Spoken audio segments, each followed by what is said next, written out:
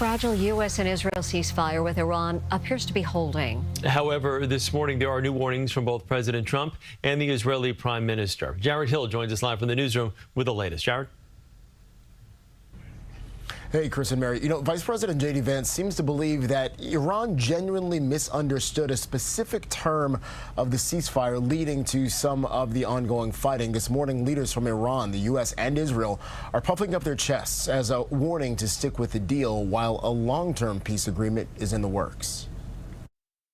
New threats from President Trump overnight amid a fragile two-week ceasefire with Iran. On social media, he warned that U.S. military ships, aircraft, and personnel will remain in place in and around Iran, and that if Iran doesn't fully comply with the agreement, then, quote, the shooting starts bigger and better and stronger than anyone has ever seen before. Israeli Prime Minister Benjamin Netanyahu was more blunt, warning that Israel's finger is on the trigger. The rhetoric comes as Iran has accused Israel of not honoring the ceasefire deal over its continued attacks on Hezbollah fighters in Lebanon. Pakistani negotiators who helped broker the deal say it covers Lebanon. Israel and the White House disagreed. Iran responded by restricting the passage of oil tankers through the Strait of Hormuz, a key sticking point for President Trump. I think this comes from a legitimate misunderstanding. I think the Iranians thought that the ceasefire included Lebanon, and it just didn't. We never made that promise. Vice President J.D. Vance is set to represent the U.S. in talks with Iran this weekend in Pakistan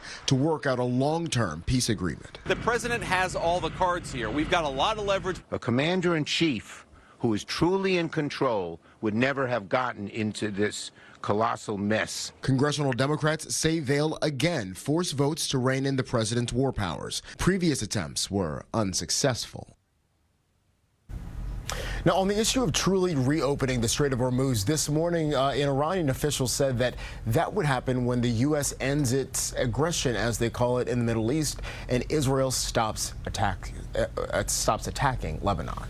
Back to you. Jarred Hill reporting for us this morning. Jarred, thank you.